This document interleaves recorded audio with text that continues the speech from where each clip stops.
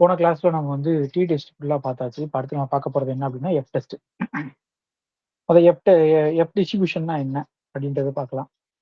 F டிஸ்ட்ரிபியூஷன்றது என்ன மீன் பண்றாங்கன்னா, two independent சரிங்களா? டூ இண்டிபெண்டன்ட் சை ஸ்கொயர் வேரியேட்டோட அதோட டிகிரிஸ் ஆஃப் ஃப்ரீடமையும் டிவைட் பண்ணிட்டு அதை ரெண்டையும் டிவைட் பண்ணா கிடைக்கிறது தான் எஃப் சரிங்களா? எஃப்ங்கிறது என்ன அப்படின்னா எக்ஸுங்கிறது சை ஸ்கொயர் வேரியேட், ஒய்ங்கிறது சை ஸ்கொயர் வேரியேட். எக்ஸுங்கிறது chi square variate with N one இது V1 டிகிரிஸ் ஆஃப் ஃப்ரீடம், ஒய்ங்கிறது chi square variate V2 degrees of freedom சரிங்களா? அப்ப எஃப்ங்கிறது என்னன்னா X by V1 divide by Y by V2 சரிங்களா? அப்படின்னு டிஃபைன் பண்றாங்க. ஞாபகம் வச்சுக்கோங்க. சம்டைம்ஸ் இப்படின்னு கேட்கலாம் question. F is defined as the ratio of two independent chi-square variae divided by their respective degrees of freedom and it follows the Cantor F distribution. அதுக்கு இன்னொரு நேம்ன்ற மாதிரி வச்சுக்கோங்க. Cantor F distribution with V1, V2 degrees of freedom with a probability function. அதோட probability function என்ன கொடுத்துருக்காங்க அப்படின்னா f of f equal to, அதாவது நம்ம பொதுவா f of x எடுத்துவோம்ல, f of f equal to V1 divided by V2 the whole power V1 by 2 beta of V1 by 2 comma V2 by 2 f power V1 by 2 minus 1 divided by 1 plus V1 by V2 f whole power V1 plus V2 by 2 சரிங்களா? So இதுதான் அதோட distribution function. எப்போ distribution function பார்த்தாலும் இதையும் கரெக்டாக பார்த்து வச்சுக்கோங்க சரிங்களா? 0 less than or equal to f strictly less than infinity சரிங்களா? இங்க என்ன சொல்றாங்கன்னா f of V1, V2ன்றாங்க. இங்க ரெண்டு பேராமீட்டர், ஒன்னு வந்து V1, இன்னொன்னு வந்து V2. அடுத்து constants of f distribution v1 dash v2 by v2 minus 2 சரிங்களா? அது எப்ப ட்ரூ அப்படின்னா V2 ஓட வேல்யூ வந்து கிரேட்டர் than 2, ஏன்னா கீழே இருக்க நம்பர் வந்து 0 ஆகக்கூடாதுல்ல, அதனால.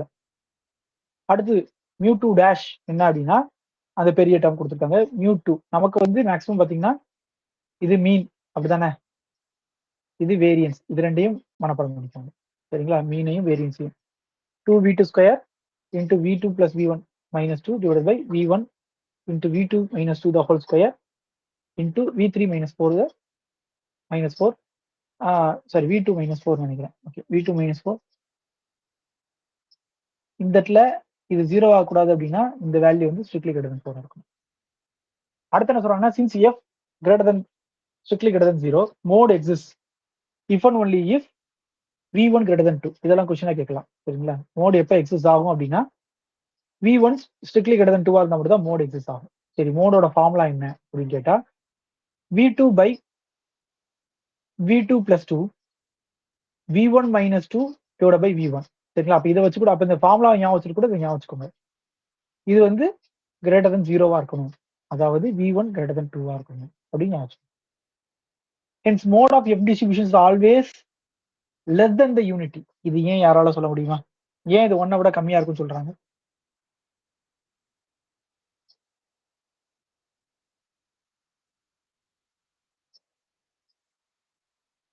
ஏன் இது 1 விட கம்மியா இருக்கணும்?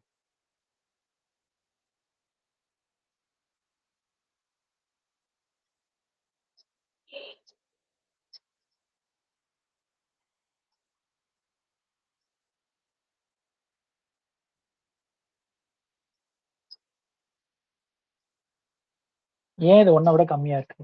ஏன் இது 1 விட கம்மியா இருக்கு?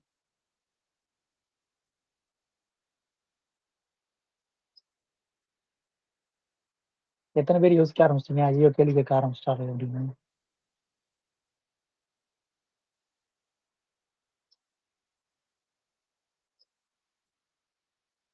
சரி, v2 பெருசா v2 plus 2 பெருசா?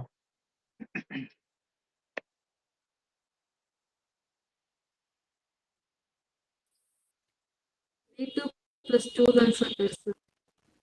அப்ப பெரிய நம்பர் கீழே இருக்கு முதல் ஃபிராக்ஷன்ல. ரெண்டாவது ஃபிராக்ஷன்ல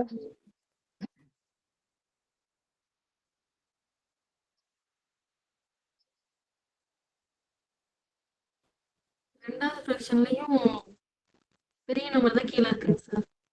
சரி, அப்ப எப்பயுமே பெரிய நம்பர் கீழே இருக்கு, சின்ன நம்பர் மேல இருக்குன்னா அது என்ன அர்த்தம்? less than 1. கரெக்ட் தானே? 5/10, 5/100, 5/1000 மேல வந்து சின்ன நம்பரும் கீழே பெரிய நம்பரும் இருந்தா அது எப்ப என்னது லெஸ் தேன் 1. அதுதான் இங்க சொல்லியிருக்காங்க, வேற ஒண்ணும் இல்லை. The point of inflection. Point of இன்ஃப்ளெக்ஷன்னா என்னன்னு யாராவது சொல்லுங்க.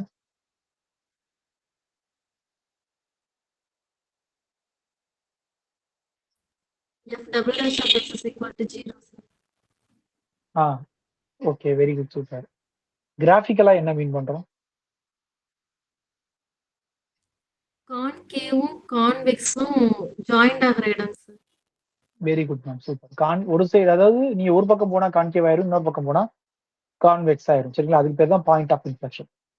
அப்ப point of inflection of F distribution exist for v greater than 1. அதாவது அந்த மொதல் பெராமீட்டர் 4ஓட அதிகமா இருந்தா மட்டும்தான் எக்ஸிஸ்ட் ஆகும். அப்படி எக்ஸிஸ்ட் ஆகும்போது are equi distance from mode. அப்ப எப்படி இருக்கு பாத்தீங்க அப்படின்னா, நம்ம நார்மல் டிஸ்ட்ரிபியூஷன் என்ன பார்த்திருப்போம்னா, there are equi distance from mean பார்த்திருப்போம். ஞாபகம் இருக்கா? இங்க வந்து they are equi distance from mode. ஆனா நார்மல் டிஸ்ட்ரிபியூஷன்ல மீன் மோடி எல்லாம் ஈக்குவல் தானே. அப்ப அங்கேயுமே the point of inflections are equi distance from mode. சொல்றது புரியுதா? ஓகே. அப்ப அங்க பாயிண்ட் ஆஃப் இன்ஃப்ளெக்ஷனோட ஃபார்முலா என்ன நார்மல் டிஸ்ட்ரிபியூஷன்?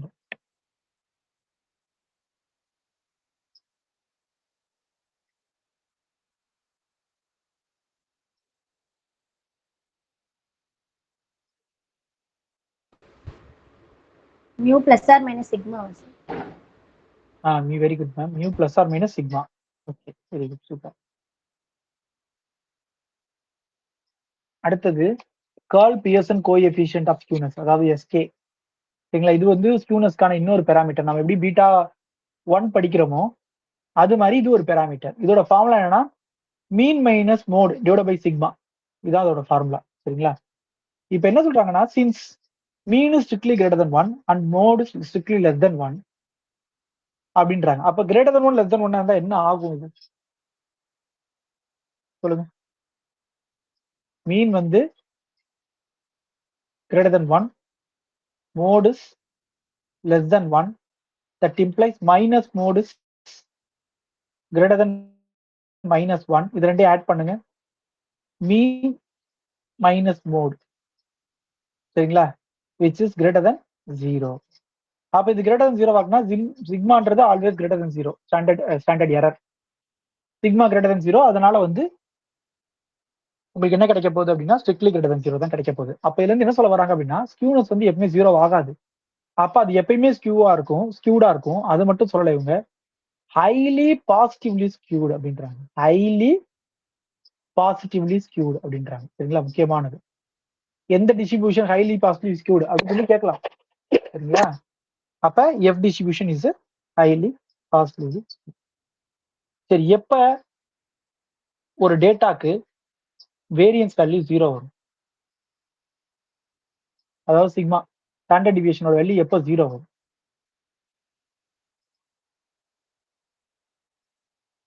எந்த ப்ராபபிலிட்டி ஃபங்க்ஷனுக்கு வரும்? நான் 2 கேள்வி கேட்டிருக்கேன். எந்த டேட்டாக்கு எந்த ப்ராபபிலிட்டி ஃபங்க்ஷன், அதாவது எந்த ரேண்டம் வேரியபிளுக்கு?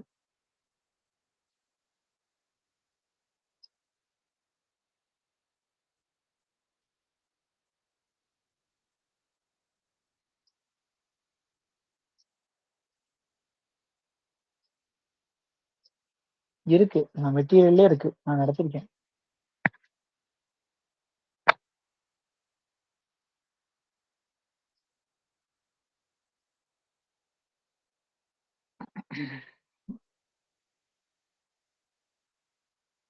சொல்லுங்க.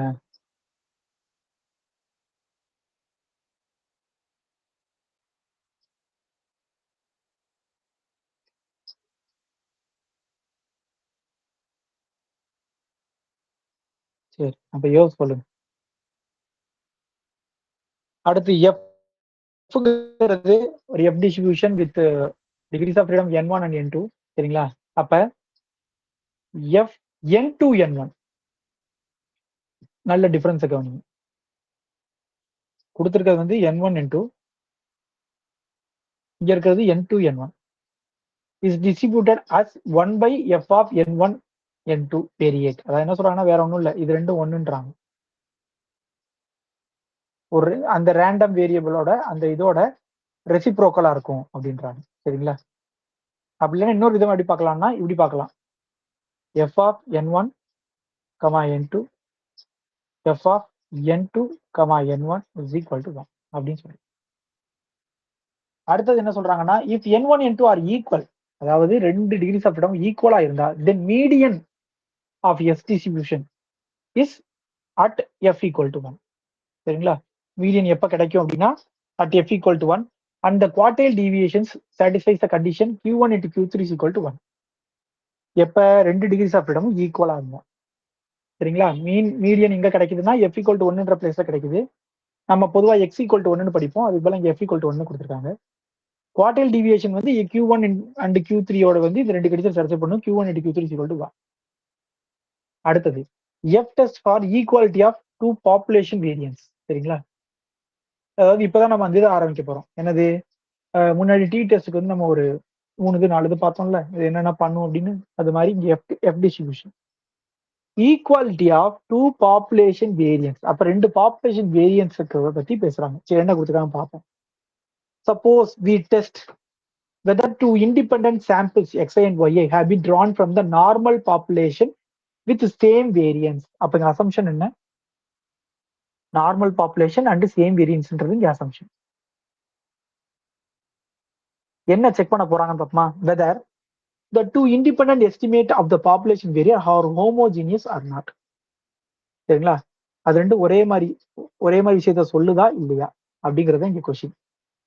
அத நல்ல ஹைபாதஸா என்ன சொல்றாங்க அப்படின்னா, சரிங்களா, sigma X square equal to sigma Y square equal to sigma square, அதாவது பாப்புலேஷனோட வேரியன்ஸ்க்கு ஈக்குவல் இருக்கணும் அப்படிங்கறது இங்க ஹைபாதஸ்.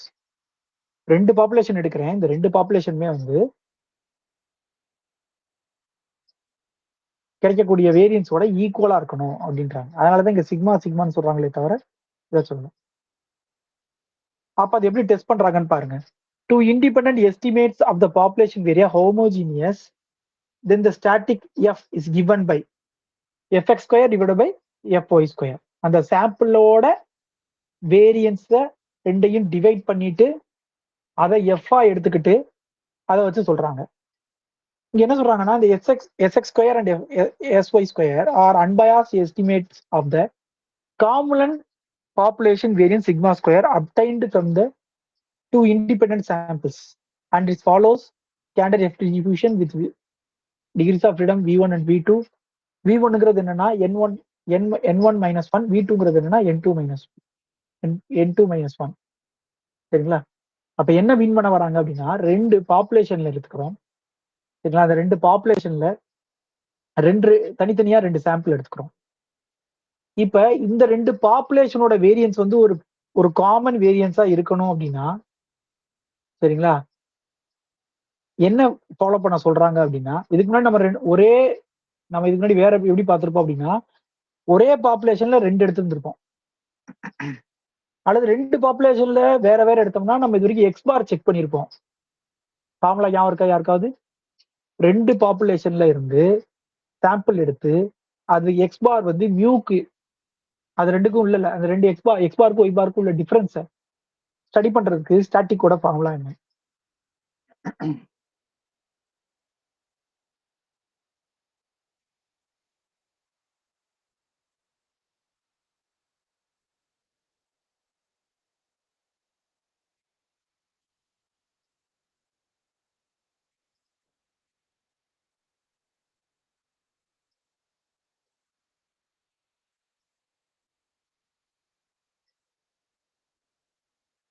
ரெண்டு பாப்புலேஷன் தனித்தனியா 2 சாம்பிள் அதை வச்சுக்கிட்டு sir x1 bar minus x2 bar divided by root of sigma 1 squared by n1 plus sigma 2 squared by n2. Very good, super. Suppose different population தான், ஆனா அதோட வேரியன்ஸ் ஈக்குவலா இருக்கு, அப்ப என்ன பண்ணுவீங்க? sigma 1 sigma 2 போடாம sigma sigmaனே போட்டுக்கோங்க சார். Very good. சப்போஸ் ரெண்டுக்கும் பாப்புலேஷன் வேரியன்ஸ் வந்து சேமா தான் இருக்கு, ஆனா அதுக்கு எனக்கு என்னன்னு தெரியல. அது சிக்மாவுக்கு ஃபார்முலா யூஸ் பண்ணுவோம்ல sir, n1 s1 square plus n2 s2 square. divided by n1 plus divided by n1 n2. plus n2. Very good, super super super. ஆனா அங்க நம்ம என்ன செக் பண்றோம், 2 சாம்பிளோட மீன். பட் இங்க என்ன சொல்றாங்கன்னா, அந்த 2 சாம்பிள், அதாவது 2 பாப்புலேஷனோட, அந்த 2 சாம்பிளோட பாப்புலேஷனோட மீன் ஈக்குவலா இருக்கு அப்படிங்கறத இந்த 2 சாம்பிளை வச்சு செக் பண்றாங்க. சரிங்களா? அப்ப எப்பயுமே நல்லா மைண்ட்ல ஏத்திக்கோங்க, மீன்னா டி டிஸ்ட்ரிபியூஷன், வேரியன்ஸ்னா எஃப் டிஸ்ட்ரிபியூஷன். சரிங்களா? Right. So F X square divide by S Y square. அப்ப ஒரு விஷயம் நல்லா புரிஞ்சுக்கோங்க, நம்ம முன்னாடியே பார்த்தோம்.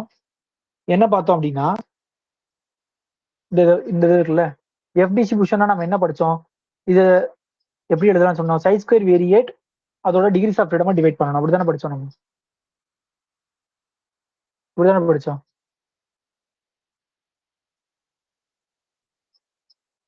இதான் படிச்சோம். அப்ப இது தனியா ஒரு சை ஸ்கொயர் வேரியேட்டா இருக்கும், இது தனியா ஒரு சை ஸ்கொயர் வேரியேட்டா இருக்கும், இது அதோட டிகிரிஸ் ஆஃப் ஃப்ரீடமா இருக்கும், இது அதோட டிகிரிஸ் ஆஃப் ஃப்ரீடமா இருக்கும். புரியுதா உங்களுக்கு?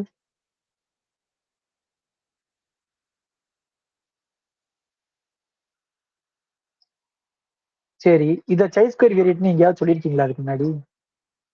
எங்கேயாவது சொல்லியிருக்குமா? Summation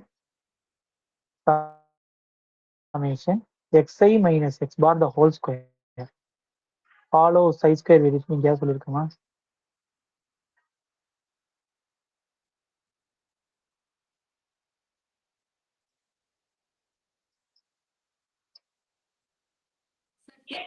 சொல்லியிருக்கோங்க sir.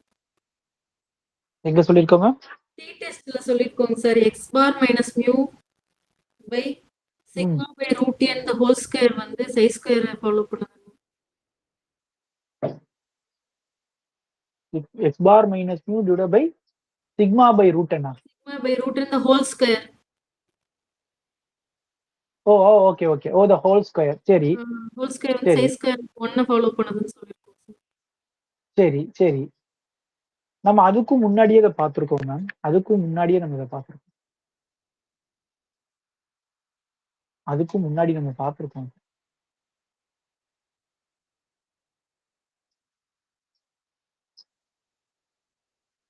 சரி, எக்ஸ் பார் எதை ஃபாலோ பண்ணுது, எக்ஸ் பார் எதை ஃபாலோ பண்ணுது?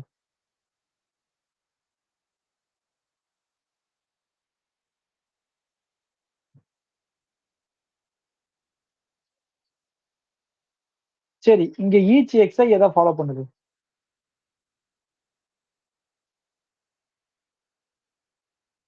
இங்க ஈச் எக்ஸை எதை ஃபாலோ பண்ணுது?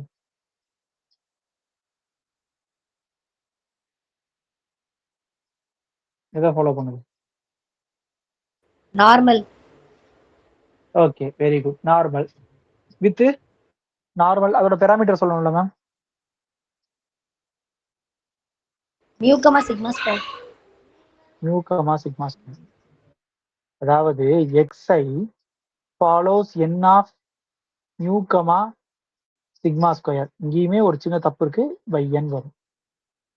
சரிங்களா? xi follows n of mu comma sigma ஸ்கொயரா இருந்தால் x bar follows normal distribution mu comma sigma square by n and summation I equal to 1 to n xi minus x bar the whole square follow chi square n minus 1 degrees of freedom and both are independently distributed அப்படின்னு ஒண்ணு normal டிஸ்ட்ரிபியூஷன்ல படிச்சோமா படிக்கலையா?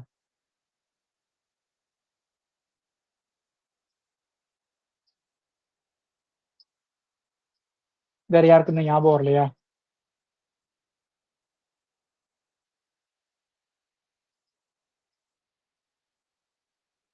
ஞாபகம் வரலையா? Normal டிஸ்ட்ரிபியூஷன்ல எடுத்து பாருங்க, page number சொல்லவா? இதை எடுத்து வச்சுக்கீங்களா? Page number என்ன சொல்லவா?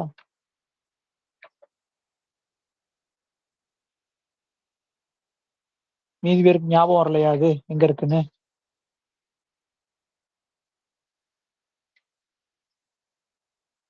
பேஜ் நம்பர் 63ல இருக்கு. 63ல வந்து இண்டிபெண்டன்ட் டிஸ்ட்ரிபியூட்டட் மட்டும் தான் இருக்கு, இது என்னன்னு சொல்லல. ஓகே வெயிட் பண்ணுங்க.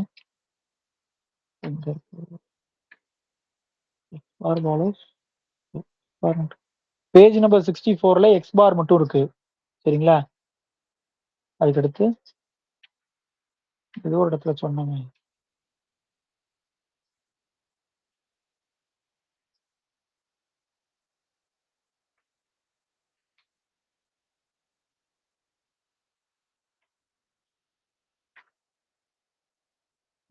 சரி, நான் தேடி பார்த்து அனுப்பிவிடுறேன். ஆனா ஏதோ இடத்துல சொன்னோம். இது வந்து எக்ஸ் பார் ஃபாலோஸ் வந்து இதாகும், அதோட ஸ்கொயர் ஃபாலோஸ் வந்து சை ஸ்கொயர் டிஸ்ட்ரிபியூஷனும் சொல்லியிருக்கோம். நான் எங்க எழுதி வச்சு எங்க இருக்குன்னு எனக்கு சடனா கிடைக்க மாட்டேங்குது. சரி, நான் எடுத்து அனுப்பி விடுறேன். சரிங்களா? அப்ப அப்ப இது என்ன ஃபாலோ பண்ணுது அப்படின்னா, உங்களுக்கு மேல இருக்கிறதும் சை ஸ்கொயர், அதாவது இந்த xi minus X bar the whole ஸ்கொயருங்கிறது எதை ஃபாலோ பண்ணுது அப்படின்னா, சை ஸ்கொயரை ஃபாலோ பண்ணும். சரியா? அது வந்து சை ஸ்கொயரை ஃபாலோ பண்ணும். ஞாபகம் வச்சுக்கோங்க. அப்புறம் அதோட டிகிரிஸ் ஆஃப் ஃப்ரீடம் வந்து n-1 அதை டிவைட் பண்ணியிருக்கோம். அதனாலதான் மேல இருக்கு. அப்ப இது ஆல்ரெடி நம்ம சொல்ற எப்பயும் சொல்ற டெபினிஷன் தான், வேற மாற்றம் ஒன்றும் இல்லை இல்லை. சரியா? ரைட், இதோட ப்ராப்ளம் பாருங்க. In one sample of 8 observation. அப்ப 8 அப்சர்வேஷன் பார்த்தாலே ஸ்மால் சாம்பிள். ஃபர்ஸ்ட் விஷயம். The sum of squares of deviation of sample values from the sample mean is 84.4. அப்படின்னா என்னது? The sum of squares of deviations of the sample value from the sample mean was 84.4. அப்படின்னா என்ன அர்த்தம்ப்பா? என்ன அர்த்தம்? Summation x minus x bar the whole square. Very good, super. Summation xi minus x bar the whole square is equal to 84.4. Okay.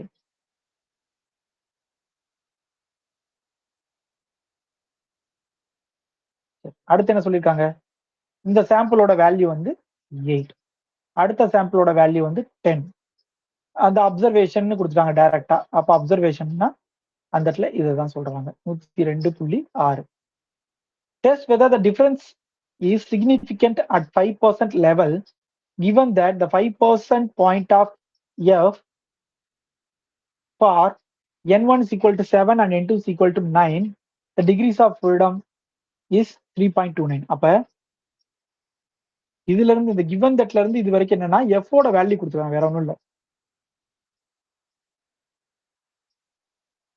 Remaining எல்லா பிளேஸ்லயுமே பாத்தீங்கன்னா அந்த question. சரியா? Right, இவங்களே கொஸ்டின்ல மென்ஷன் பண்ணிட்டாங்க பாயிண்ட் ஆஃப் எஃப்னு. அப்ப எஃப் டிஸ்ட்ரிபியூஷன். அப்ப எஃப் டிஸ்ட்ரிபியூஷனா என்ன பண்ணணும்? S X the whole square divide by S Y the whole square. So SX ஸ்கொயரோட ஃபார்முலா என்னன்னா 1/n1 - 1 summation xi minus X bar the whole square. அப்ப இதோட வேல்யூ உங்களுக்கு தெரியும், இந்த n1 ஓட வேல்யூ தெரியும், போட்டு இதை கண்டுபிடிச்சிடலாம்ல. ஸோ நான் வேல்யூ என்ன வரும்னு சொல்றேன், 1.057. சரிங்களா? இப்போ நம்ம இதை என்ன பண்ணணும், இது டிகிரிஸ் ஆஃப் ஃப்ரீடம் என்னன்னு கேட்டா 8ல 1 குறைச்சா 7, 10ல 1 குறைச்சா 9. கரெக்டா மேட்ச் ஆகுதா பாருங்க. அப்ப இங்க இருக்க வேல்யூ வச்சு நீங்க அக்செப்ட் பண்ணுவீங்களா, ரிஜெக்ட் பண்ணுவீங்களா?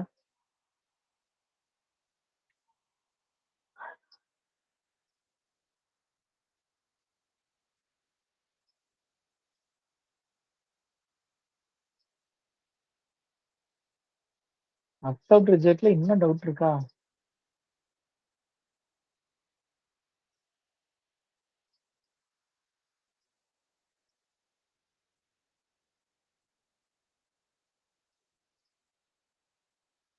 என்ன டவுட் எனக்கு புரியல. இதுல அக்செப்ட் ஆகுதா இல்ல ரிஜெக்ட் ஆகுதான்றதுல உங்களுக்கு என்ன டவுட்? ஏன் இவ்வளவு நேரம் யோசிக்கிறீங்க? சார் அக்செப்ட் ஆகுதுங்க சார். இந்த டேபிள் எப்படிங்க சார் பார்க்கறது? அதுவும் நம்ம புக்ல இருக்கு மேம். 2 தான் தனித்தனியா பிரிச்சு கொடுத்துருக்காங்க. சரிங்களா? ஒரு சைடு ஃபுல்லா வலது பக்கம் பாத்தீங்கன்னா டிகிரிஸ் ஆஃப் ஃப்ரீடம், மேல வந்து V1 கீழே வந்து V2 கொடுத்துருக்காங்க. அப்ப V1ல 7, V2ல 9, அதோட வேல்யூ பாத்தீங்கன்னா 3.29 இருக்கும். சரி, நீங்க இப்போதைக்கு வேல்யூ வச்சு அக்செப்ட் ஆகுதா ரிஜெக்ட் ஆகுதான்னு சொல்லிட்டு அப்புறம் டேபிள் எப்படி பாக்குறதுன்னு கேட்டிருக்க வேண்டியதானே?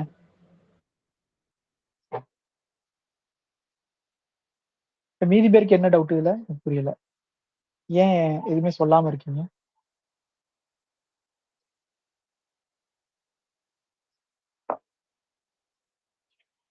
எதுவும் சாப்பிட்டுட்டு இருக்கீங்களா?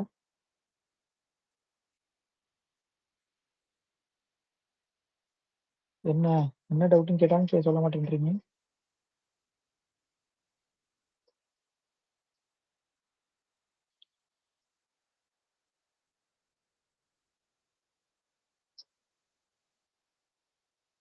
இப்போ சிம்பாலிக்கா என்ன சொல்றீங்க, எதுவும் கேட்காதீங்க சார்ன்றீங்களோ?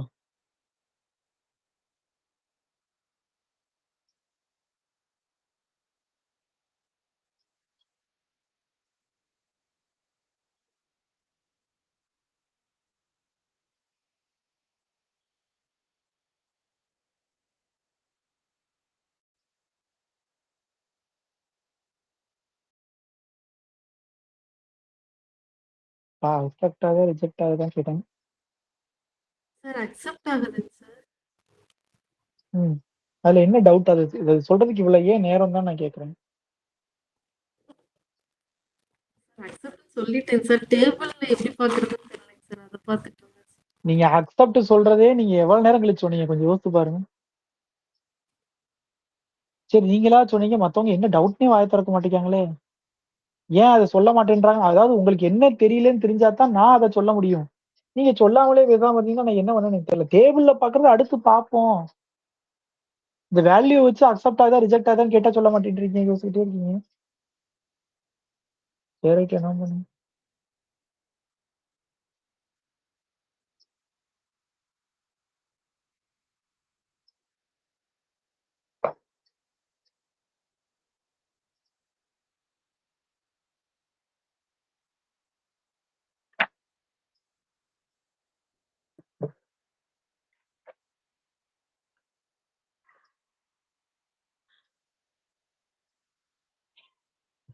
ஓகே, அடுத்தது என்ன அப்படின்னா, டேபிள் எப்படி பாக்குறேன்னு நான் பார்த்துட்டு சொல்றேன் மேம்.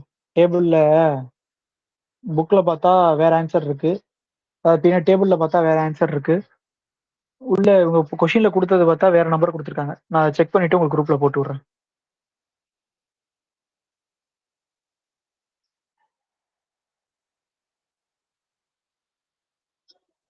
அடுத்த test F test part testing the significance of an observed multiple correlation. சரிங்களா? மல்டிபிள் கார்லேஷன்ன்றது உங்களுக்கு தெரியும்ல, ஒரு வேரியபிளை ஃபிக்ஸ் பண்ணி இன்னொரு வேரியபிள் சேஞ்ச் பண்ணி கார்லேஷன் பார்ப்பாங்க. சரிங்களா? ஒரே டைம்ல ஒரு 4 வேரியபிள் எடுத்துட்டு அதுக்குள்ள கார்லேஷனை பத்தி ஸ்டடி பண்ணுவாங்க. ஒரு வேரியபிள் மீதி இருக்க 3 வேரியபிள் வந்து எவ்வளவு தூரம் அஃபெக்ட் பண்ணுது அப்படின்ற மாதிரி பார்ப்பாங்க. Multiple correlation.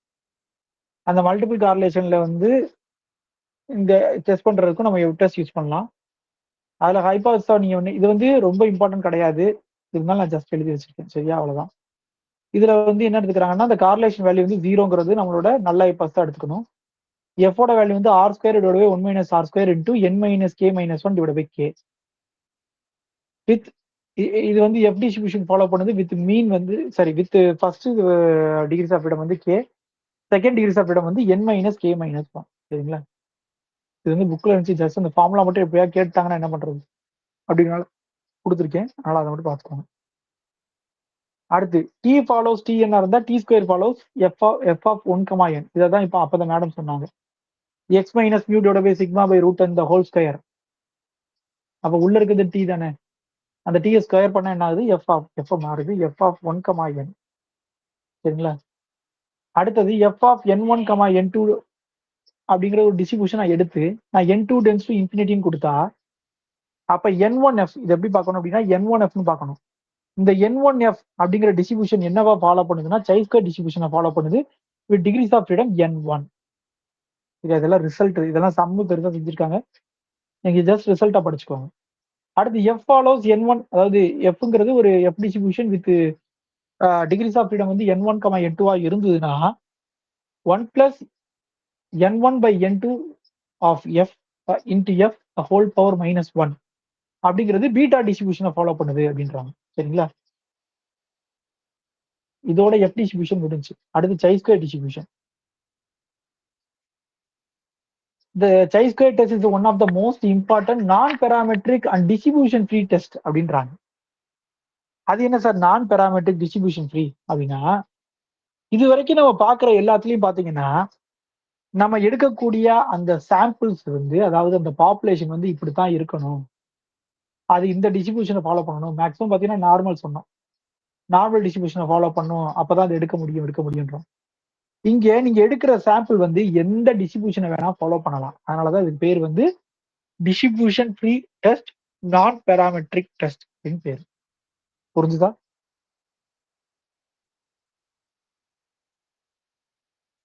அடுத்தது The chi-square distribution may be defined as a sum of the squares of independent normally distributed variables with zero mean and unit variance.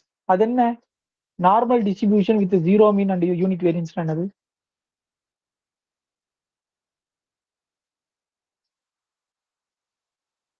Normal distribution with zero mean and unit variance அப்படின்னா என்னது?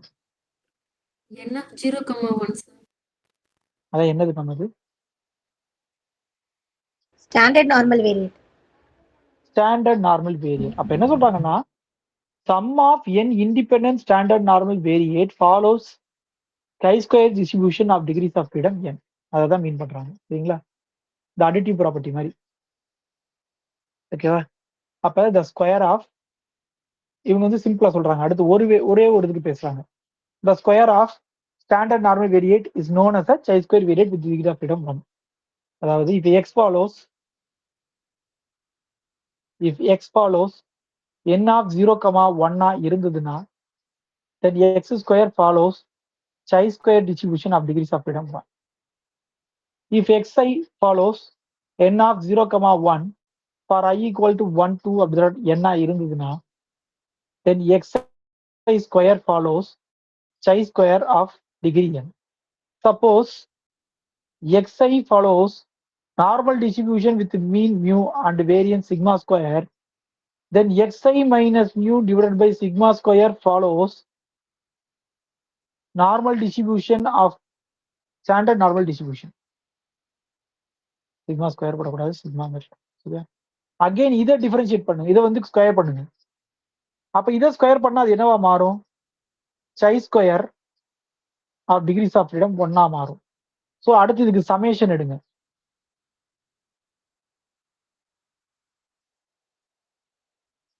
Follows chi square distribution of degrees of freedom. புரிஞ்சுதா?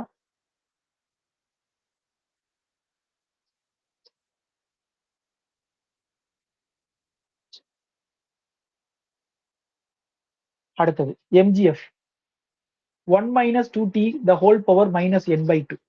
1 minus 2t the whole power minus n by 2. இது எங்கேயாவது பார்த்த மாதிரி இருக்கா இந்த MGF?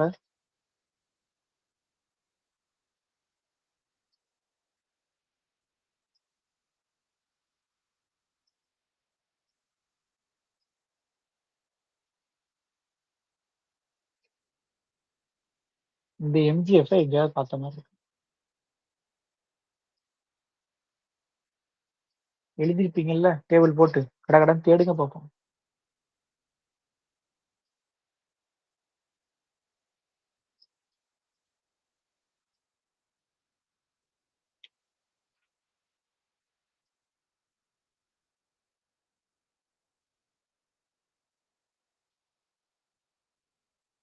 ஒரு விஷயம் நல்லா புரிஞ்சுக்கோங்க. இந்த இதுல கேள்வி கேட்கிறோம்ல, இந்த கேள்விக்கு நான் முன்னாடி ப்ரிப்பேர் எல்லாம் பண்ணல. இதை பார்த்த உடனேயே இது எங்கேயோ சொல்லியிருக்கமே அப்படின்னு எனக்கு தோணுது. சரிங்களா? கொஞ்சம் கொஞ்சம் யோசித்தா அது ஞாபகம் வருது. நான் ஒரு தடவை எடுத்துட்டு அப்புறம் திரும்ப படிக்கல. நீங்க எடுத்து படிக்கிறீங்க. அப்ப நீங்க கடகடன்னு சொல்லணும் இதெல்லாம். இதை பார்த்தா எங்க பார்த்த மாதிரி இருக்கு? நம்ம இந்த மாதிரி MGF நம்ம பார்க்கவே இல்லையா? கொஞ்சம் கடகடன்னு எடுத்து பாருங்க. கமா போட்டுலாம் சொன்னா எனக்கு என்னமோ இது பக்கத்துல கமா போட்டு modulus of t less than 1 அப்படின்னு சொன்ன மாதிரி ஞாபகம்லாம் இருக்கு எனக்கு. சார் காமா டிஸ்ட்ரிபியூஷன்ல சொல்லிருக்கோம் sir 1 minus t whole power minus lambda. நம்ம 1 minus 1 minus t whole power minus lambda sir. இதெல்லாம் ஒரே மாதிரி இல்லையா? பார்த்தா ஒரே மாதிரி இல்லையா? சரி, இது என்ன, இது எதை ஃபாலோ பண்ணுதுன்றீங்க? காமாவா லாம்டாவா இல்ல 1, லாம்டாவா?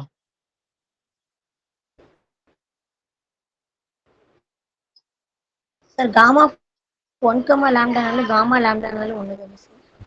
ஓகே காமா லாம்டா போட்டுக்கிட்டாப்ப. சரி, இப்போ இது ரெண்டையும் கம்பேர் பண்ணுங்க. ரெண்டையும் கம்பேர் பண்ணி சொல்லுங்க பார்ப்போம். chi ஸ்கொயர் வந்து chi ஸ்கொயருக்கும் காமாக்கும் என்ன ரிலேஷன் சொல்லுங்க.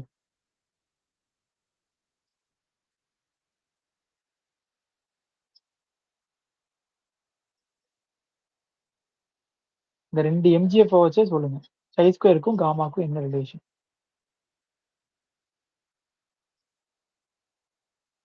சரி, நான் இன்னும் கூட உங்களுக்கு எடுத்து கொடுத்துட்றேன். சரியா? Chi square okay follows gamma. நீங்க ஃபில் பண்ண வேண்டியது என்ன அப்படின்னா, இந்த காமாவோட பேராமீட்டர் என்ன? சை ஸ்கொயர் ஃபாலோஸ் இல்ல, எக்ஸ் ஃபாலோ சை ஸ்கொயரா இருந்தா. சரிங்களா? சரி, அதாவது சை ஸ்கொயர் என்னவா மாறுதுன்னு கேட்குறேன். சை ஸ்கொயர் வந்து காமாவா மாறுதுன்னா எப்படி மாறுது? என்னென்ன பேராமீட்டர்? இப்போ இங்க லாம்டா இருக்க வேண்டிய இடத்துல என்ன இருக்கு சொல்லுங்க lambda by 2 sir. Ma'am. Lambda இருக்க இடத்துல என்ன மேம் இருக்குங்க? n/2 இருக்கு சார். n by 2 sir. அப்ப லாம்டா, அப்ப காமா ஆஃப் லாம்டா வேற என்ன டிஃபரன்ஸ் நீங்க அதுல பாக்குறீங்க? t-க்கு பதிலா 2t ன்னு இருக்கு சார். சரி, t-க்கு பதிலா 2t இருக்குன்னா அந்த 2t மாத்தணும், t-யா மாத்தணும். கரெக்டா? அப்ப சிம்பிளா பாருங்க, இந்த இடத்துல இருக்கு பாருங்க. X follows chi square of degrees of freedom என்ன இருந்தா அந்த 2t t-யா மாத்துறதுக்காக 1/2 அந்த லாம்டாவோட வேல்யூ n/2. புரிஞ்சுதா? இந்த எம்ஜிஎஃப் கம்பேர் பண்ணியே நீங்க எல்லாமே சொல்லிடலாம்ப்பா. இந்த டிஸ்ட்ரிபியூஷன் அதை ஃபாலோ பண்ணுதா, அந்த டிஸ்ட்ரிபியூஷன் இதை ஃபாலோ பண்ணுதா, எல்லாமே சொல்லிடலாம். சரிங்களா? அடுத்தது சை ஸ்கொயர் டிஸ்ட்ரிபியூஷனோட நம்ம பிடிஎஃப் இது வரைக்கும் நம்ம பார்க்கவே இல்லை. ஞாபகம் இருக்கா? சை ஸ்கொயர் டிஸ்ட்ரிபியூஷனோட பிடிஎஃப் வந்து இது வரைக்கும் நம்ம பார்க்கவே இல்லை. அதான் இது 1/2 power n/2 gamma of n/2 e power minus x/2 gamma of x power n/2 minus 1 x power n/2 minus 1. எனக்கு இப்ப இதை பார்த்தா இன்னொன்னு தோணுது, இது வேற ஒரு டிஸ்ட்ரிபியூஷனை ஃபாலோ பண்ணணும்னு தோணுது. உங்களுக்கு ஏதாவது ஐடியா இருக்கா? இது என்ன டிஸ்ட்ரிபியூஷனை ஃபாலோ, வேற என்ன டிஸ்ட்ரிபியூஷனை ஃபாலோ பண்ற மாதிரி இதை கொண்டு வர முடியும்னு உங்களுக்கு ஏதாவது ஐடியா இருக்கா?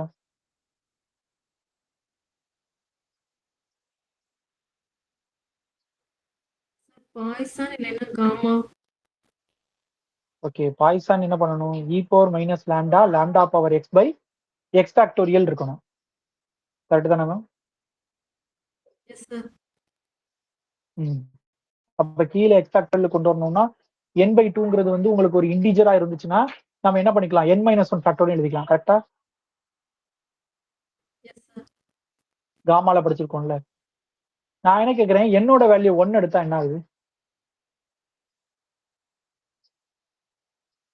என்னோட வேல்யூ 1 வேண்டாம், என்னோட வேல்யூ 2 எடுங்க. என்னோட வேல்யூ 2 எடுத்தா என்ன ஆகுது?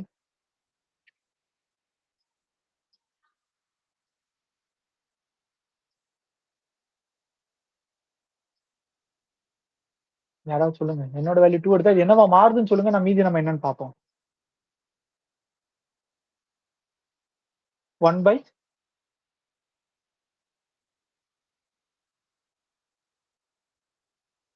n-க்கு பதிலா 2 போட்டா ஆன்சர் என்னப்பா வருது? 1/2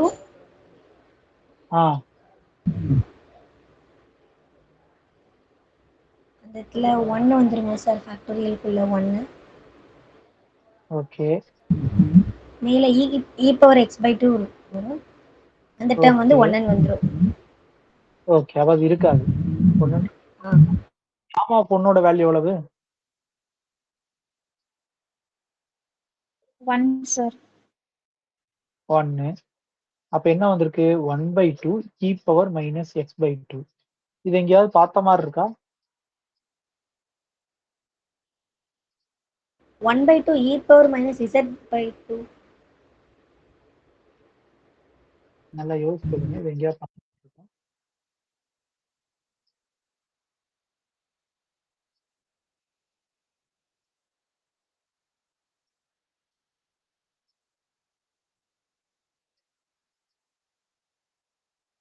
யாருக்குமே ஞாபகம் வரலையா?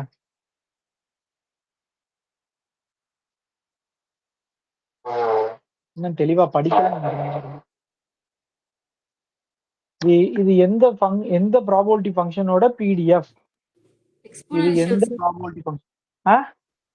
Exponential sir. Theta into e power minus theta x.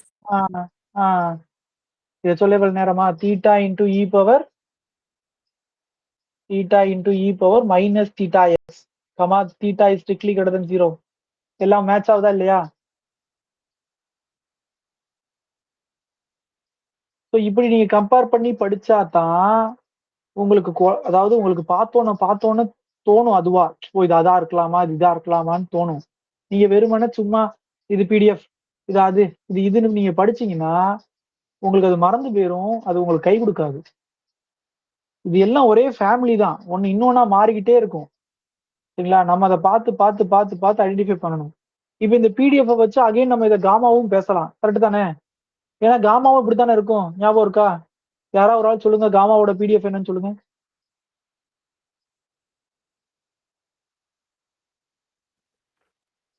e power minus x x power lambda minus 1 by gamma of lambda. Madam இது பாக்கறதுக்கு அப்படித்தானே இருக்கு, அதே மாதிரி தானே இருக்கு, தெரியுதா உங்களுக்கு?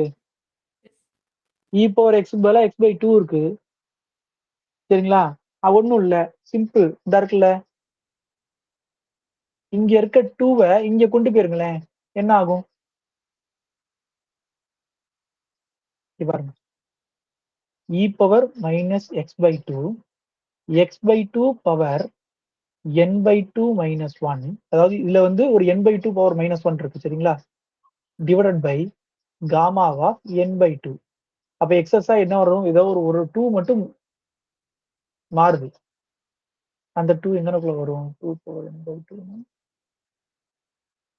ஒரு 2 இங்க வருது தனியா, அவ்வளவுதான். நான் என்ன பண்ணிக்கேன்னு தெரியுதா? இங்க இருக்கத இங்க பிரிச்சு கொண்டு போயிட்டேன், தெரியுதா? இப்ப இதை பார்த்தா எப்படி இருக்கு? E power minus X X power lambda minus 1 divide by gamma of lambda. தெரியுதா உங்களுக்கு? பார்த்தா தெரியுதா? இதைத்தான் நம்ம இங்க என்ன எழுதிருக்கோம் பாருங்க. அகைன் இதைத்தான் இந்த மூணாவது point. Again x by 2 follows gamma of n by 2. So நீங்க நம்ம எம்ஜிஎஃப் வச்சும் அதை ஸ்டடி பண்ணலாம், டிஸ்ட்ரிபியூஷன் ஃபங்க்ஷன் வச்சு நம்ம ஸ்டடி பண்ணலாம், இதுதானா? டிஸ்ட்ரிபியூஷன் ஃபங்க்ஷன்ல ப்ராபபிலிட்டி டென்சிட்டி ஃபங்க்ஷன், இல்லைங்களா? ரைட், அடுத்தது பாருங்க. In a random sampling of normal population with mean mu and standard deviation sigma, the sample mean x bar is distributed normally about the mean mu with the standard deviation sigma by root n. இது already தெரிஞ்சது தானே? x bar minus mu divided by sigma by root n follows normal distribution of 0,1. அதாவது அதை square பண்ணா அது சை ஸ்கொயரா மாறும். முன்னாடி madam சொன்னாங்களே டி டிஸ்ட்ரிபியூஷன் ஸ்கொயர் பண்ணாலும் சை ஸ்கொயரா மாறும், அது ஒரு ரிசல்ட் படிச்சோம் நம்ம, இதுதானே? டி டிஸ்ட்ரிபியூஷன் ஸ்கொயர் பண்ணா என்னவா மாறும்? எஃப் டிஸ்ட்ரிபியூஷன் 1, என்ன மாறும், சரிங்களா? அடுத்தது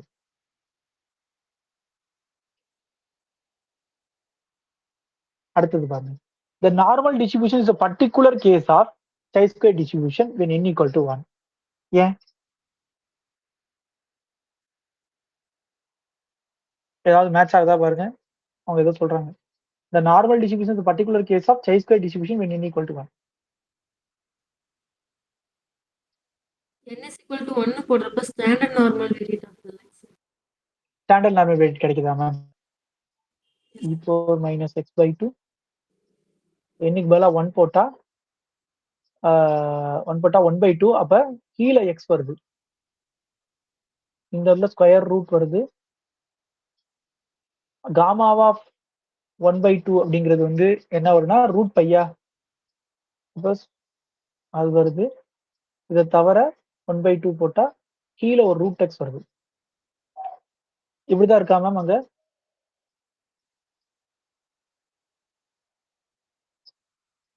சரி, ஸ்டாண்டர்ட் நார்மல் வேரியேட்டோட எம்ஜிஎஃப் ஓட வேல்யூ என்ன சொல்லுங்க?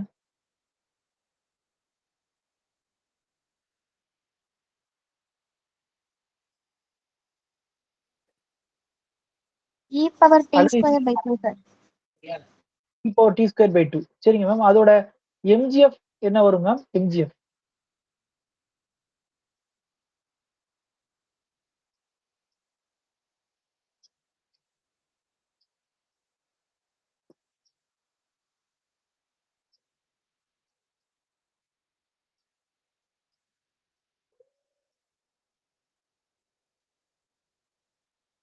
அதோட எம்ஜிஎஃப் என்ன வருது மேம்?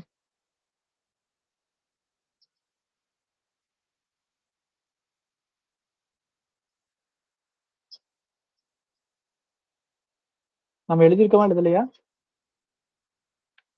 ஸ்டாண்டர்ட் நார்மல் வேரியேட்டோட MGF sir e power t square by 2 தான் சார் எழுதியிருக்கோம். E power T square by 2 தான் போட்டிருக்கோமா? ஆமாம் சார் அப்படிதான் எழுதியிருக்கோம் சார். இந்த ஒரு நிமிஷம். ஆமா, e power minus T square by 2 தான் போட்டிருக்கோம். சரி, அப்ப இதை இன்னொரு விதமா பார்க்கலாம். நம்ம ஒண்ணு சொன்னோம் ஞாபகம் இருக்கா? சை ஸ்கொயர் எப்படி ஃபார்ம் ஆச்சு? சை ஸ்கொயர் எப்படி ஃபார்ம் ஆச்சு? அதோட டெபினிஷன் எப்படி மேம் ஆரம்பிச்சது?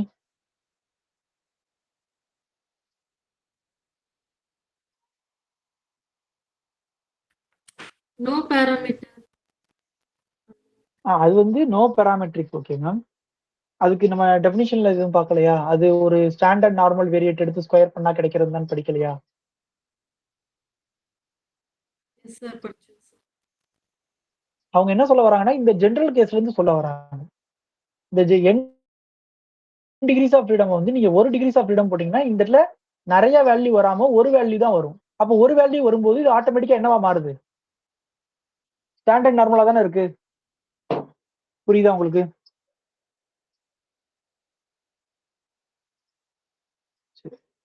அடுத்தது n ஈக்குவல் டு 2 போடும்போது இது ஆல்ரெடி பார்த்துட்டோம் நம்ம. இது பாருங்களேன், இது ரிசல்ட்டாவே இருக்கு. நான் பார்க்கவே இல்லை. n ஈக்குவல் டு 2 போட்டா எக்ஸ்போனென்ஷியல் வித் மீன் 2. சரிங்களா? எக்ஸ்போனென்ஷியல் வித் மீன் 2. அது எப்படி மீன் 2 வந்துச்சு? மேல நம்ம ஆல்ரெடி பார்த்துட்டோம்.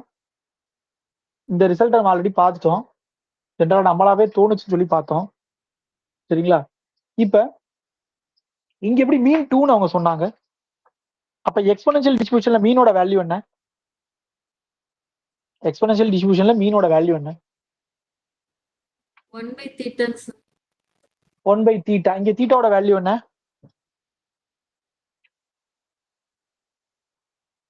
இங்க தீட்டாவோட வேல்யூ என்ன? 1 by 2 சார். 1 by 2. அப்ப 1 by 1 equal to 2. அதனால தான் மீன் 2 வந்திருக்கு. ஓகேவா? அடுத்தது எம்ஜிஎஃப் ஆல்ரெடி மேல பார்த்துட்டோம். பட் அதுல எக்ஸஸா இந்த ஒரு கண்டிஷன் நான் மேல எழுதாம இருந்துச்சு. பட் அந்த கண்டிஷன் சேர்க்கணும். நான் சொன்னேன்ல அது. அடுத்து மியூ ஆர் டேஷோட value n into n plus 2 into n plus 4 அப்படின்னா n பிளஸ் 2 ஆர் மைனஸ் 2. சரிங்களா?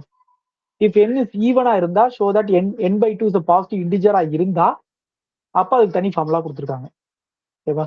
அடுத்து குமுலண்ட்டை பொறுத்த வரைக்கும் ஃபர்ஸ்ட் குமுலன்ட், செகண்ட் குமுலன்ட், தேர்ட் குமுலன்ட். ஃபர்ஸ்ட் குமுலன்ட் வந்து மியூ 1 டேஷா இருக்கும், செகண்ட் குமுலன்ட் மியூ 2 இருக்கும், தேர்ட் குமுலன்ட் வந்து மியூ 3 இருக்கும். அது நமக்கு எப்பயுமே தெரிஞ்சது. அதை தவிர இங்க என்ன சொல்லிருக்காங்கன்னா k1ஓட வேல்யூ வந்து n, k2ஓட வேல்யூ வந்து 2n, k3ஓட வேல்யூ வந்து 8n, k4ஓட வேல்யூ வந்து 48n. ஸோ ஜென்ரலா இன் டேர்ம்ஸ் ஆஃப் ஃபார்முலா கொடுக்குறாங்க n into 2 power r minus 1 into r minus 1 factorial. சரி, இப்போ எனக்கு ஒரு கொஸ்டின். இதே மாதிரி ஒன்னு பார்த்தோம். என்ன பார்த்தோம் தெரியுமா? Lambda r minus 1 factorial. இது எதோட குமுலண்ட்?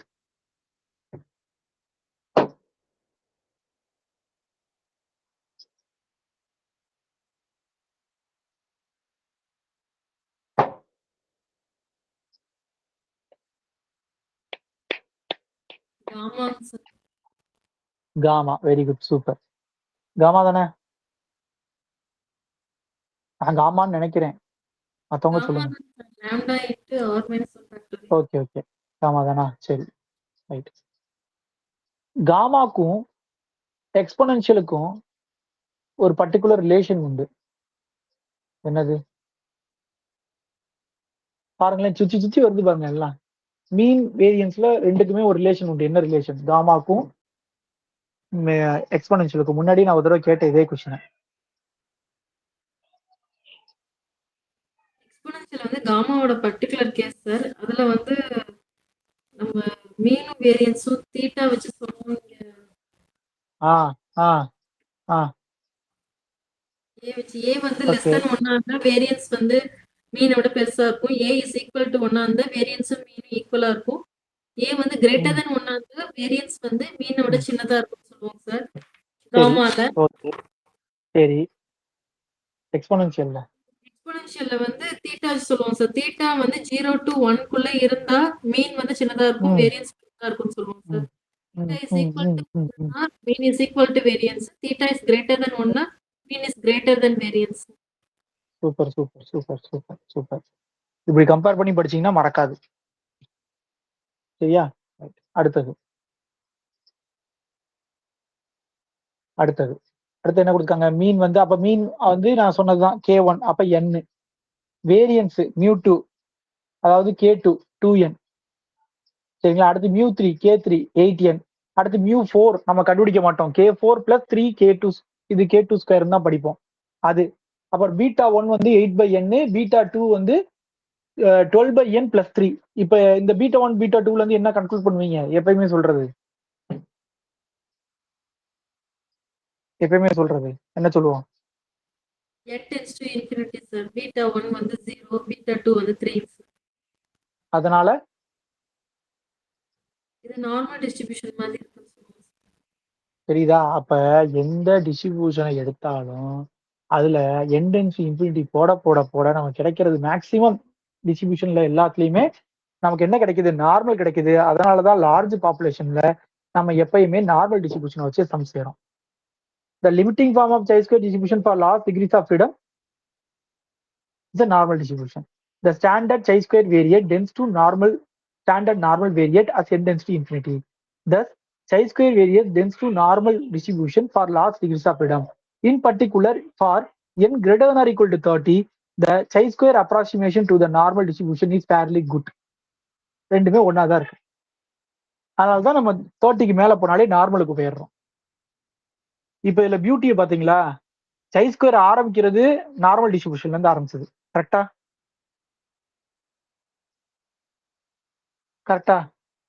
சரியா? ஆனா அத ஒரு குறிப்பிட்ட எண் வந்து 30 வரைக்கும் வைக்கும்போது அது சை ஸ்கொயராவே இருக்கு. எண் 30க்கு மேல கொண்டு போனா அது என்னவா மாறுது? அகைன் நார்மலா மாறுது. அப்ப 1 எடுத்தாலும் நார்மலு, நீங்க 30க்கு மேல எடுத்தாலும் நார்மலு. ஊடால பேசினா மட்டும்தான் அது என்னவா இருக்கு? சை ஸ்கொயரா இருக்கு. சரியா? அடுத்து characteristic function of chi square. Characteristic function என்ன பண்ணுவோம்? டி இருக்க இடத்துல ஐடி போட்டுக்கணும். சரியா? அடுத்து mode of chi square distribution with degrees of freedom n is n-2. இது ஏதோ ஒரு கொஸ்டின்ல பார்த்த மாதிரி ஞாபகம் இருக்கு. எனக்கு தெரிஞ்சு ஸ்டாட்டிஸ்டிக்கல் எக்ஸாம்ல கேட்ட மாதிரி ஞாபகம் இருக்கு. டிஎன்பிசி ஸ்டாட்டிஸ்டிக்கல் எக்ஸாம்ல எங்கேயோ பார்த்த மாதிரி ஞாபகம் இருக்கு. முக்கியமானது mode of chi-square distribution of degrees of freedom n is n-2. ஈஸியா இருக்கு பாத்தீங்களா? அதெல்லாம் கேட்க வாய்ப்பு இருக்கு. அடுத்து skewness mean minus mode divide by sigma. அதோட வேல்யூ என்ன வந்திருக்குன்னா ஸ்கொயர் ரூட் ஆஃப் 2/n வந்திருக்கு. Square root of 2/n. அப்ப square root of 2/n which is always strictly greater than 0. ஏன்னா என்னங்கிறது உங்களுக்கு வந்து டிகிரிஸ் ஆஃப் ஃப்ரீடம் தானே, அதனால எப்பயுமே ஸ்கியூடா இருக்கும். கொடுத்துருக்காங்களா? கீழே சொல்லியிருக்காங்க. Since Pearson coefficient of skewness greater than 0 for n greater than or equal to 1, therefore chi-square is positively skewed. அப்ப நல்ல வேர்டை கவனிங்க. f is highly positively skewed. ஆனா chi-square என்ன போட்டிருக்காங்க? Positively skewed. புரிஞ்சுதா?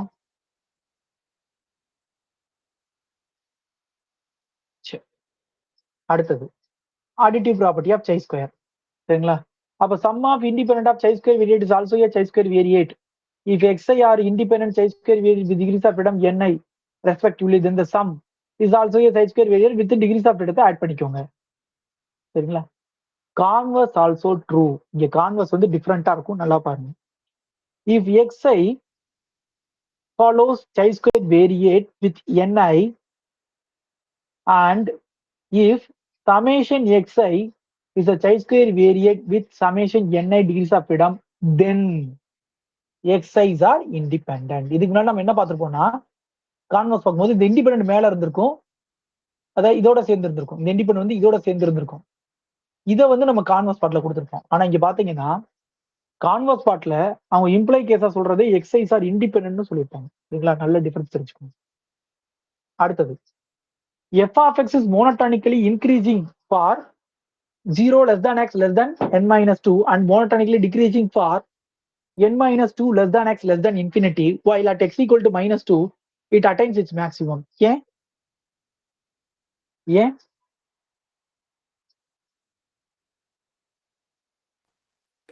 ஏன் வந்து x equal to வரைக்கும் increase ஆகுதுங்க சார். அதுக்கு மேல வந்து டிக்ரீஸ் ஆகுது. அப்ப அந்த பாயிண்ட்ல வந்து ஹையா இருந்ததுன்னு சார் அது கீழே வரும்போது குறையும், டிக்ரீசிங் ஃபங்க்ஷனா வரும்.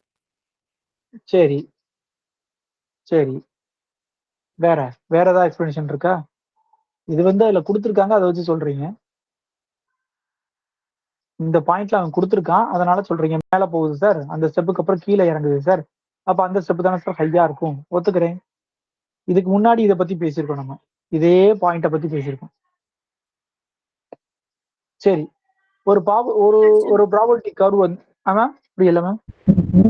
Point of inflection point of inflection இல்லையே ma'am. Ma'am F of sir X maximum புரியல. இல்ல சார், அந்த நார்மல் கர்வை வச்சு சொல்றோமா சார்? அந்த சென்டர் பாயிண்ட்ல இல்ல மேக்ஸிமம் மேம், இருக்கும், நான் இல்லாட்டி லெஸ் நான் ஆகும். என்ன கேட்கிறேன், ஒரு ஒரு ஃபங்க்ஷன் இருக்கு, ஒரு ப்ராபபிலிட்டி ஃபங்க்ஷன், அது மேக்ஸிமம் அட்டைன் ஆகிற இடம் எந்த இடத்துல அட்டைன் ஆகும் மேம்?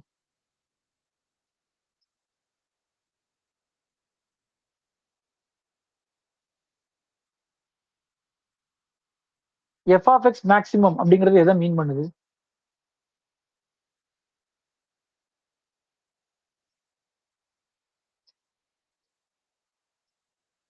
இப்ப நான் கொடுக்குறேன் எக்ஸ் ஈக்குவல் டு 1 2 3 3 பாசிபிள் இருக்குன்னு சொல்றேன்.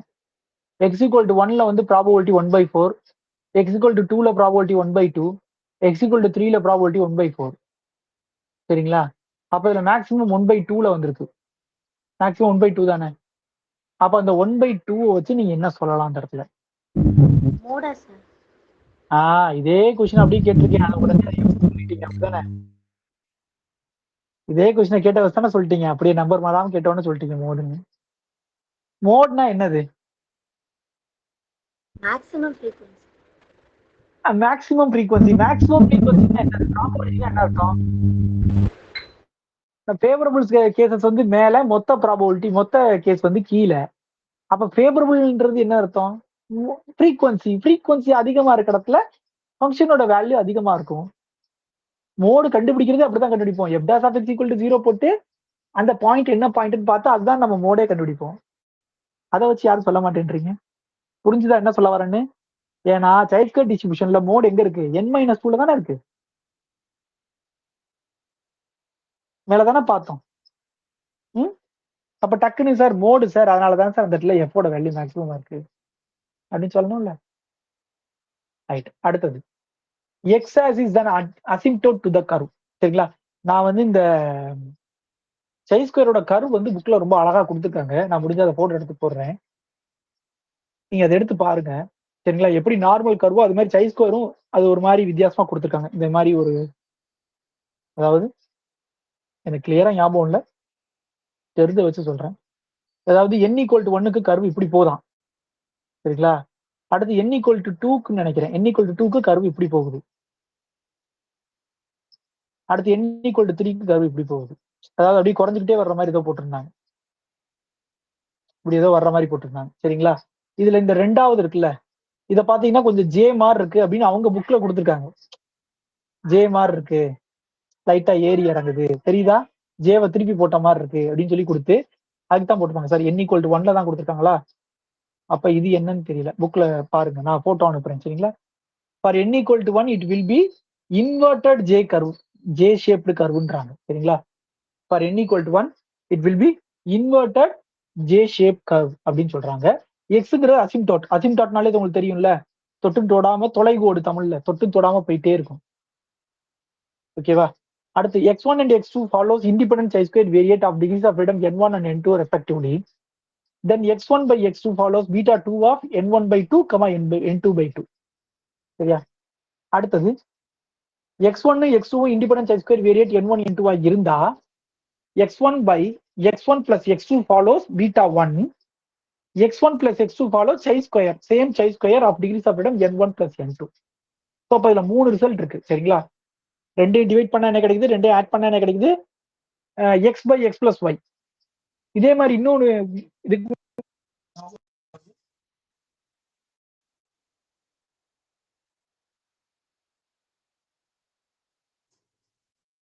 யாருக்கா ஞாபகம் இருக்கா? இதே மாதிரி ஒண்ணு பார்த்த மாதிரி ஞாபகம் இருக்கு. எக்ஸ் பை எக்ஸ்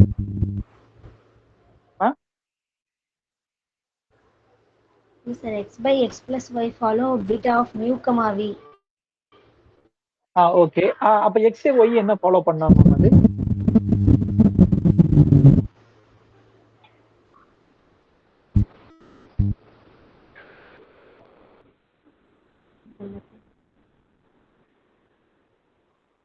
இதெல்லாம் சொல்றேன் பாத்தீங்களா, பார்க்க ஒரே மாதிரி இருக்கும். தயவு செய்து எல்லாத்தையும் மேப் பண்ணி படிச்சுக்கோங்க, சரிங்களா? எல்லாத்தையும் மேப் பண்ணி படிச்சுக்கோங்க. நான் அடுத்த பாயிண்ட் போறேன். அடுத்த பாயிண்ட் என்ன அப்படின்னா, if OI and EI are set of observed and expected frequencies, then chi square equal to summation I equal to 1 to k OI minus EI divided by EI the whole square. Follow chi square distribution with k minus 1 degrees of freedom. இது எப்போ ட்ரூவா இருக்கும் அப்படின்னா, அது ரெண்டோட observed ஃப்ரீக்வன்சியும் expected ஃப்ரீக்வன்சியும் add பண்ணா total frequency கிடைக்கணும். இதுதான் நம்ம பின்னாடி என்ன பண்ண போறோம்னா குட்னஸ் ஆஃப் இட் அப்படின்னு யூஸ் பண்ண போறோம். குட்னஸ் ஆஃப் இட் அப்படின்னு பின்னாடி இதை தான் யூஸ் பண்ண போறோம். டீட்டெயிலா இதை பார்ப்போம், சரிங்களா? அடுத்தது இந்த இடத்துல இருக்கிறது தான் நான் அங்க சொல்லியிருக்கேன் போல, சரிங்களா? இந்த எழுதியிருக்கேன் பாருங்க. இந்த ரிசல்ட்டை தான் அப்போதைக்கு எதிர்பார்த்துட்டேன் உங்கள்கிட்ட, வேற ஒன்றும் இல்லை, sorry. xi follows n of mu comma sigma square இருந்தா x bar follows. ஆனா இது முன்னாடியே இருந்துச்சு, இந்த ரிசல்ட் முன்னாடியே இருந்துச்சு. இந்த ரிசல்ட் இப்பதான் வருது. இதான் நீங்க யாராவது சொல்லுவீங்களா எதிர்பார்த்தேன். xi minus x bar divided by sigma the whole square follows chi square n minus 1.